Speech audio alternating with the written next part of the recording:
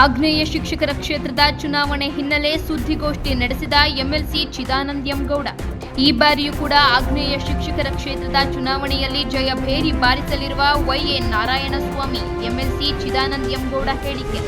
3 ಬಾರಿ ಎಂಎಲ್ಸಿ ಹಾಗೂ 1 ಬಾರಿ ಎಂಎಲ್ಎ ಆಗಿ ಸೇವೆ ಸಲ್ಲಿಸಿರುವ ಚಿರಪರಿಚಿತರಾದ ವೈಎ ನಾರಾಯಣಸ್ವಾಮಿ. ಸದಾ ಶಿಕ್ಷಕರ ಸಮಸ್ಯೆಗಳಿಗೆ, ಶಿಕ್ಷಣದ ಅಭಿವೃದ್ಧಿಗೆ ಶ್ರಮಿಸುತ್ತಿರುವ ಇವರಿಗೆ ಆಗ್ನೇಯ ಶಿಕ್ಷಕರ ಕ್ಷೇತ್ರದ ಶಿಕ್ಷಕರು ಮತ್ತೊಮ್ಮೆ ಬೆಂಬಲಿಸುವಂತೆ ಮನವಿ ಮಾಡಿದ ಎಂಎಲ್ಸಿ ಚಿದಾನಂದ ಎಂ ಗೌಡ. ದಿನಾಂಕ 3/6/2024 ಸೋಮವಾರದಂದು ನಡೆಯಲಿರುವ ಆಗ್ನೇಯ ಶಿಕ್ಷಕರ ಕ್ಷೇತ್ರ ಚುನಾವಣೆಯಲ್ಲಿ ಬಿಜೆಪಿ ಮತ್ತು ಜೆಡಿಎಸ್ ಮೈತ್ರಿ ಅಭ್ಯರ್ಥಿಯಾಗಿ ಡಾಕ್ಟರ್ ವೈವಿ ನಾರಾಯಣಸ್ವಾಮಿ ಸ್ಪರ್ಧೆ. ಆಗ್ನೇಯ ಶಿಕ್ಷಕರ ಕ್ಷೇತ್ರದ ಮತದಾನ ದಿನಾಂಕ 3/6/2024 ಸೋಮವಾರ. ಸಮಯ ಬೆಳಗ್ಗೆ 8ರಿಂದ ಸಂಜೆ 4ರವರೆಗೆ. ಈ ಸಂದರ್ಭದಲ್ಲಿ ತಾಲೂಕು ಗ್ರಾಮಾಂತರ ಮಂಡಳ ಅಧ್ಯಕ್ಷರಾದ ಚಿಕ್ಕಣ್ಣನವರು, ನಗರ ಮಂಡಲ ಅಧ್ಯಕ್ಷರಾದ ಗಿರಿಧರ್, ಜಿಲ್ಲಾ ಪ್ರಧಾನ ಕಾರ್ಯದರ್ಶಿ ಶ್ರೀನಿವಾಸ್, ಚುನಾವಣಾ ಉಸ್ತುವಾರಿಗಳಾದ ಕುಮಾರ್ ಮೇಷ್ಟ್ರು, ಮಹಿಳಾ ಮೋರ್ಚಾ ಅಧ್ಯಕ್ಷರಾದ ಶ್ರೀಮತಿ ಲಲಿತಮ್ಮ, ಉಪಾಧ್ಯಕ್ಷರಾದ ನಾಗರತ್ನಮ್ಮ, ಗ್ರಾಮ ಪಂಚಾಯಿತಿ ಸದಸ್ಯರಾದ ಡಿಎಚ್ ಗೌಡ, ನಗರ ಪ್ರಧಾನ ಕಾರ್ಯದರ್ಶಿಗಳಾದ ಸಂತೆಪೇಟೆ ನಟರಾಜ್ ಮತ್ತು ನರಸಿಂಹರಾಜ್, ನಿವೃತ್ತ ಶಿಕ್ಷಕರಾದ ಎಚ್ಜಿ ರಾಮಕೃಷ್ಣಪ್ಪ, ವೈಎನ್ ಬಳಗದ ಸದಸ್ಯರಾದ ಆರ್ಸಿ ರಾಮಚಂದ್ರಪ್ಪ, ಕೃಷ್ಣಪ್ಪ ಮಾಸ್ಟ್ರು, ಮುಖಂಡರಾದ ನಾಗರಾಜ್ ಗೌಡ, ಮೂಗನಹಳ್ಳಿ ರಾಮು ಮತ್ತಿತರರು ಉಪಸ್ಥಿತರಿದ್ದರು. ಬರೋ ಜೂನ್ 3ನೇ ತಾರೀಕು ನಡೆಯುವಂಥ ಆಗ್ನೇಯ ಶಿಕ್ಷಕರ ಕ್ಷೇತ್ರ ಚುನಾವಣೆಯ ಅಂಗವಾಗಿ ಈಗಾಗಲೇ ನಮ್ಮ ಭಾರತೀಯ ಜನತಾ ಪಕ್ಷದ ಅಭ್ಯರ್ಥಿಯಾಗಿ ಡಾಕ್ಟರ್ ವೈಎ ನಾರಾಯಣಸ್ವಾಮಿಯವರು ಕಣದಲ್ಲಿದ್ದಾರೆ. ಕಳೆದ 3 ಬಾರಿ ಅಂದರೆ ಸುಮಾರು 18 ವರ್ಷಗಳಿಂದ ನಿರಂತರವಾಗಿ ಈ ಕ್ಷೇತ್ರವನ್ನು ಭಾರತೀಯ ಜನತಾ ಪಕ್ಷದ ಅಭ್ಯರ್ಥಿ ಡಾಕ್ಟರ್ ವೈಎ ನಾರಾಯಣಸ್ವಾಮಿಯವರು ಪ್ರತಿನಿಧಿಸ್ಕೊಂಡು ಬಂದಿದ್ದಾರೆ. ನಿರಂತರವಾಗಿ ಈ ಕ್ಷೇತ್ರದ 5 ಜಿಲ್ಲೆ, 32 ತಾಲ್ಲೂಕುಗಳು, ಕೋಲಾರದಿಂದ, ಚಿಕ್ಕಬಳ್ಳಾಪುರದಿಂದ, ತುಮಕೂರಿನಿಂದ ಹಾಗೆ ಚಿತ್ರದುರ್ಗ, ದಾವಣಗೆರೆವರೆಗೆ 5 ಜಿಲ್ಲೆ, 32 ತಾಲ್ಲೂಕಿನಲ್ಲಿರ್ತಕ್ಕಂಥ ಶಿಕ್ಷಕ ಬಂಧುಗಳು, ಸುಮಾರು 25,000ಕ್ಕೂ ಹೆಚ್ಚು ಜನ ಹೈಸ್ಕೂಲು ಮತ್ತು ಅದಕ್ಕಿಂತ ಉನ್ನತವಾದಂಥ ಶಿಕ್ಷಣದಲ್ಲಿ ಕೆಲಸ ಮಾಡ್ತಕ್ಕಂಥ ಶಿಕ್ಷಕರು, ಉಪನ್ಯಾಸಕರು ಈ ಕ್ಷೇತ್ರಕ್ಕೆ ಮತದಾರರಾಗಿದ್ದಾರೆ. ಸುಮಾರು 25,000ಕ್ಕೂ ಹೆಚ್ಚು ಜನ ಮತದಾರರು ಈಗ ಈ ಬಾರಿ ನೋಂದಾಯಿಸ್ಕೊಂಡಿದ್ದಾರೆ. ಈ ಚುನಾವಣೆ ಪ್ರಜ್ಞಾವಂತರ ಚುನಾವಣೆ.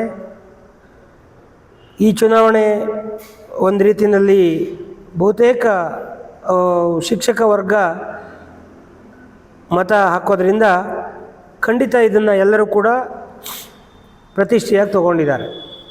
ಆದರೆ ಎಲ್ಲೋ ಒಂದು ಕಡೆ ಈ ಕ್ಷೇತ್ರದಲ್ಲಿ ಸ್ವಾತಂತ್ರ್ಯ ನಂತರ ಯಾವ ವರ್ಷ ಕೂಡ ಕಾಂಗ್ರೆಸ್ನವರು ಗೆದ್ದಿಲ್ಲ. ನಿರಂತರವಾಗಿ ಪದವೀಧರ ಕ್ಷೇತ್ರ ಇರ್ಬೋದು, ಶಿಕ್ಷಕರ ಕ್ಷೇತ್ರ ಇರ್ಬೋದು, ಈ ಎರಡೂ ಕ್ಷೇತ್ರಗಳು ನಮ್ಮ JDS ಮತ್ತು ಬಿ ಜೆ ಪಿಯ ಅಭ್ಯರ್ಥಿಗಳೇ ಗೆದ್ಕೊಂಡು ಬಂದಿದ್ದಾರೆ. ಇಲ್ಲಿವರೆಗೆ BJP ಅಭ್ಯರ್ಥಿಯಾಗಿ ನಾರಾಯಣಸ್ವಾಮಿ ಅವರು ಸ್ಪರ್ಧೆ ಮಾಡ್ತಾಯಿದ್ರು. ಬಟ್ ಈ ಬಾರಿ ವಿಶೇಷ ಏನಂತ ಹೇಳಿದ್ರೆ JDS ಮತ್ತು ಭಾರತೀಯ ಜನತಾ ಪಕ್ಷದ ಒಮ್ಮತದ ಅಭ್ಯರ್ಥಿಯಾಗಿ, NDA ಅಭ್ಯರ್ಥಿಯಾಗಿ ಈ ಬಾರಿ ನಾವು ನಮ್ಮ ಪಕ್ಷ JDS ಪಕ್ಷ ಮತ್ತು ನಮ್ಮ ಪಕ್ಷ ಸೇರಿ ಒಟ್ಟಾಗಿ ನಮ್ಮ ಡಾಕ್ಟರ್ ವೈಎ ನಾರಾಯಣಸ್ವಾಮಿ ಅವರಿಗೆ ಬೆಂಬಲ ಸೂಚಿಸಿ ಅವರನ್ನು ಕಣಕ್ಕಿಳಿಸಿದೆ.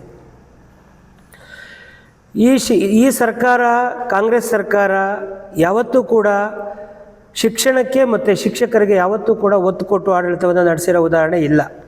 ಇದು ಕಾಂಗ್ರೆಸ್ ಸರ್ಕಾರ ಸಂಪೂರ್ಣವಾಗಿ ಶಿಕ್ಷಣ ವಿರೋಧಿ ನೀತಿಯನ್ನು, ಶಿಕ್ಷಕರ ವಿರೋಧಿ ನೀತಿಯನ್ನು ಅನುಸರಿಸ್ಕೊಂಡು ನಿರಂತರವಾಗಿ ಬರ್ತಾ ಇದೆ ಸ್ವಾತಂತ್ರ್ಯ ನಂತರ. ಆ ಕಾರಣಕ್ಕಾಗಿಯೇ ಸ್ವಾತಂತ್ರ್ಯ ಬಂದು 75 ವರ್ಷಗಳ ಸಂದರೂ ಕೂಡ ಸರ್ಕಾರಿ ಶಾಲೆಗಳ ಸ್ಥಿತಿ ಬಹಳ ದುಸ್ಥಿತಿನಲ್ಲಿದೆ, ಅಧೋಗತಿನಲ್ಲಿದೆ.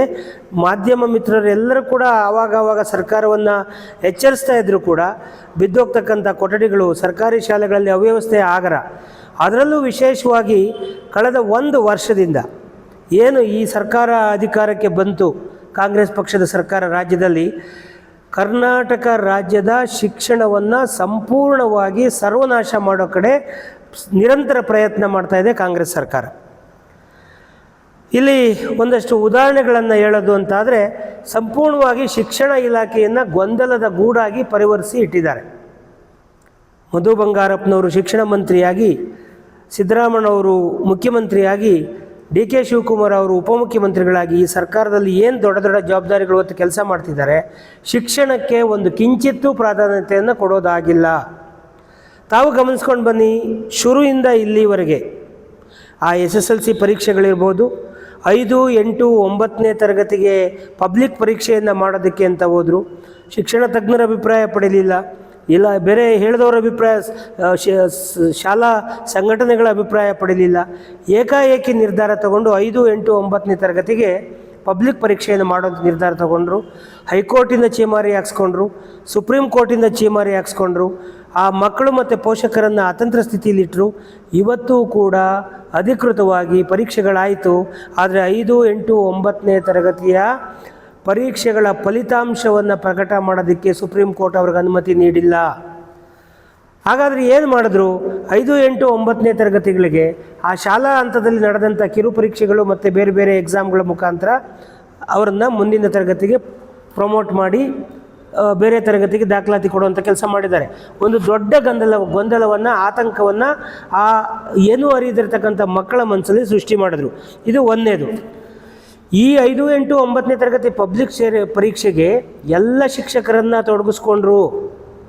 ಶಿಕ್ಷಕರ ಮೇಲೆ ಒತ್ತಡ ಆಯಿತು. ಪಬ್ಲಿಕ್ ಪರೀಕ್ಷೆ ಪತ್ರಿಕೆಗಳು ಒಂದು ದಿವಸಕ್ಕೆ ಒಬ್ಬೊಬ್ಬ ಟೀಚರು 100 ಪತ್ರಿಕೆಗಳನ್ನು ಮೌಲ್ಯಮಾಪನ ಮಾಡಬೇಕು ಅಂಥೇಳಿ ಒತ್ತಡ ತಂದರು. ಆ ಮೌಲ್ಯಮಾಪನ ಮಾಡೋ ಕಾರ್ಯಕ್ಕೆ ಶಿಕ್ಷಕರಿಗೆ ಒಂದೇ ₹1 ಹಣ ಕೊಡಲಿಲ್ಲ. ಅವರು ಡಿಕ್ಟೇಟರ್ ನೀತಿಯನ್ನು ಅವರು ಅನುಸರಿಸಿ ಸಂಪೂರ್ಣವಾಗಿ ಶಿಕ್ಷಕರನ್ನು ಒಂದು ಶೋಷಣೆ ಮಾಡುವಂಥ ಕೆಲಸವನ್ನು ಮಾಡಿದ್ರು. ಆಯಿತು. ಇದ ನಂತರ SSLC ಪರೀಕ್ಷೆಗಳು ಬಂತು. ಈಗಿನ ಶಿಕ್ಷಣ ಸಚಿವರಿಗೆ ಯಾರು ಗೈಡ್ ಮಾಡಿದ್ರೋ ಗೊತ್ತಿಲ್ಲ, 3 ಪರೀಕ್ಷೆಗಳನ್ನು ಮಾಡಬೇಕು ಅಂತೇಳಿ ನಿರ್ಧಾರ ತಗೊಂಡ್ರು.